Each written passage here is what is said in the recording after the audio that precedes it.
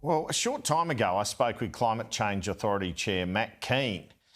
And stay tuned because there's an interesting exchange here on power prices towards the end of the interview. But Kean's just returned from the COP conference in Belém, Brazil. All right, Matt Kean, thanks for joining us. What has happened in Brazil? You were just there for the climate conference. Some commitments were made in terms of cutting emissions, but there was criticism of the result. And what is happening to that global agreement with the US not participating anymore?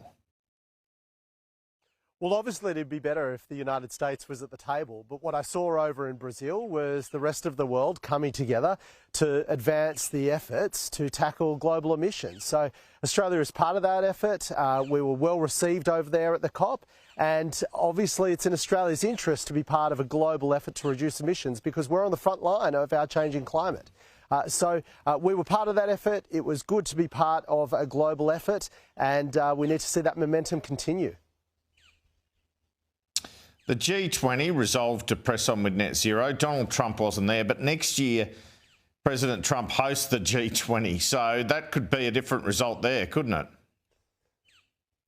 Well, the rest of the world hasn't waved the white flag just because the White House has. And we saw that at the G20, where the leading nations of the world continued with their pledge to move forward on achieving a net zero emissions target. So the world realises that this is what the science requires, but they also are increasingly realising that there are huge economic opportunities that come with a global decarbonisation effort. And I want to make sure that Australia is at the forefront of grabbing those opportunities because that means investments in our country, that means more jobs, and that means more economic prosperity. What do you think will happen to American emissions? I mean, obviously they're a big emitter, but you pointed out to me before some states have their own targets. So do you think they will continue to decline or do you think they will go up under this administration? Well, I certainly think that notwithstanding what's happening at the federal level, you're seeing subnational governments in the United States continue on the path to decarbonisation. Take California, for example.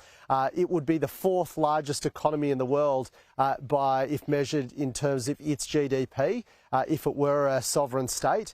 They've got a net zero pledge by 2045, so they're getting on with the job. A red state like Texas, that is seeing record implementation and rollout of renewable energy. So I think that trend continues because the economics of renewables are now compelling compared to the fossil fuel equivalent. So the economic tailwinds are there to roll out these low carbon technologies like renewable energy, for example, in some parts of the economy.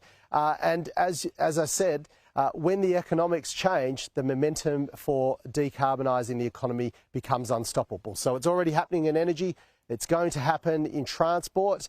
We need to invest in more technology development in places like agriculture and high process heats. But again, we're seeing technologies that are also the low carbon technologies that happen to also be the cheaper technologies. And nothing will stop that being rolled out at scale. Now, Chair of the Climate Change Authority, Chris Bowen, is your boss, is your minister.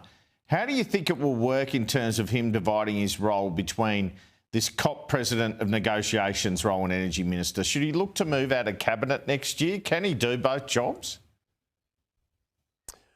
Well, I mean, that's a matter for the government, but certainly from my perspective as the independent chair of the Climate Change Authority, I'm incredibly excited about the prospect of Australia leading the world when it comes to decarbonising the economy. We know that it's in Australia's national interest to be part of a global effort to decarbonise the planet. We're on the front line of climate change, but we also know that Australia stands to benefit from reducing global emissions. So to have one of our own, a very senior and respected, dedicated minister leading the global effort is definitely in our national interests. And I, for one, am excited about the prospect of Chris Bowen and Australia leading the negotiations. From your experience, though, do you think that COP job will take up a lot of Chris Bowen's time? Oh, well, I have not been at that level, but what I do know is that to have an Australian leading the negotiations around a global effort to decarbonise is in our national interest. And I, for one, am excited about the prospect of Minister Bowen who is a dedicated, knowledgeable and hard-working minister leading the world's effort on this. So do I think that he's the best person for the job? Absolutely, I do.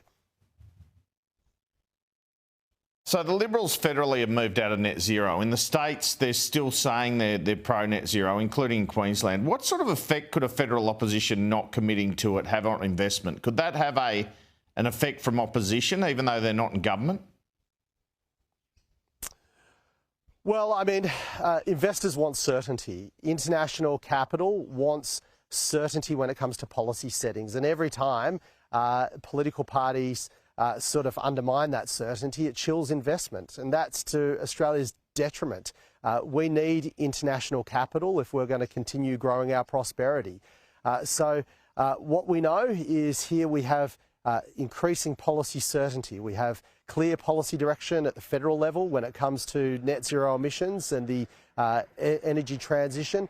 That's backed in by all the states and territories, including Liberal states and territories. The Tasmanian government is a perfect example of that. But more than that, Andrew, the Liberal opposition in New South Wales is backing in net zero. The Liberal opposition in Victoria is backing net zero, as are the South Australian, Western Australian and even the Queensland LNP backing in net zero. So the only outlier here are the federal LNP, and it's up to them to explain why they want to see less foreign investment coming into Australia that's required to build our economy and build our prosperity. And we had Gerard Holland on yesterday from the Page Research Institute, and he came up with, or assisted the Nationals, and therefore the Liberals come up with their policy. He says the cheapest form of energy is coal, period. And it's only market distortions by the energy operator making renewables an attractive option. What do you say to that? Well, it's just rubbish. You should stop being dishonest with the Australian public. AEMO don't agree with him. The AEMC don't agree with him.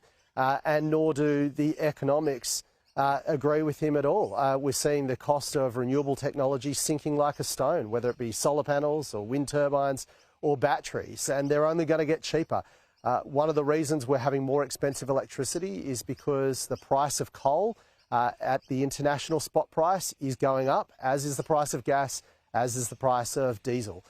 That's putting upward pressure on electricity prices, and the surest way to remove yourself from those upward pressure from electricity prices is to remove yourself from fossil fuels.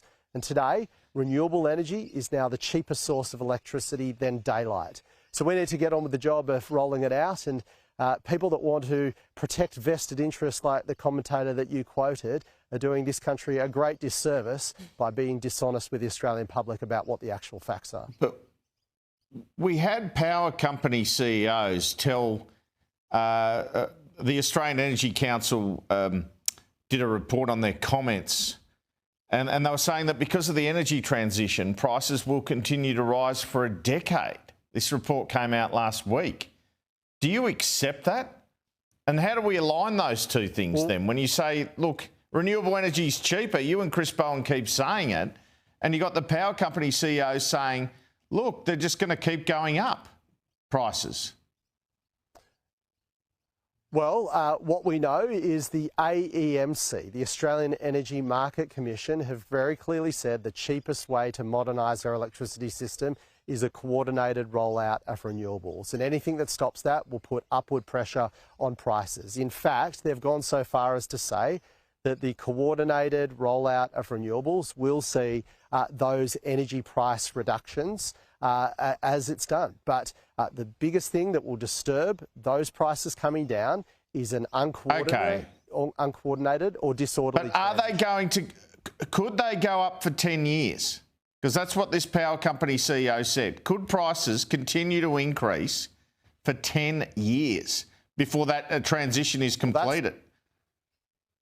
Well, that's not what the Australian Energy Market Commission says. They say get on with the job of rolling out renewables, and quite frankly, we should be listening to the independent experts. All right, well, so when do they stop going up, Matt Kean? Andrew? When do they stop going up? When we get on prices? with the job. When we get on with the job of rolling out renewables at scale. We know it's the cheapest form of electricity, and the problem How many years does that take? In the grid, it's not enough, Andrew. How many years does that take? Job, Andrew.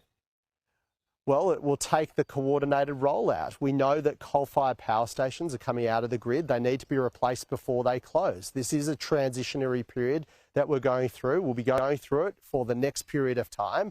And what we know is in that transition, we need to replace old technology, which is at end of life, with the cheapest form of new technology, and that's renewables. All right, just finally, Matt Kean, what do you make of your old sparring partner, Barnaby Joyce, potentially going to One Nation? Well, that's a matter for Barnaby. But what I know is that One Nation are a party that's only selling grievance. So Barnaby would seem to be fitting quite well in with their agenda. We need to be focused on building the national interest, uniting the community and building a stronger, more prosperous and better Australia. And, I'm interested in political parties doing that. And I think what we saw yesterday from Pauline Hanson was someone not interested in building a better country, but dividing a country and selling grievance. And if Barnaby Joyce wants to be associated with that toxic brand of politics, well, that's a matter for him and he can explain it. Matt Kean, thanks so much for your time. Thanks, Andrew.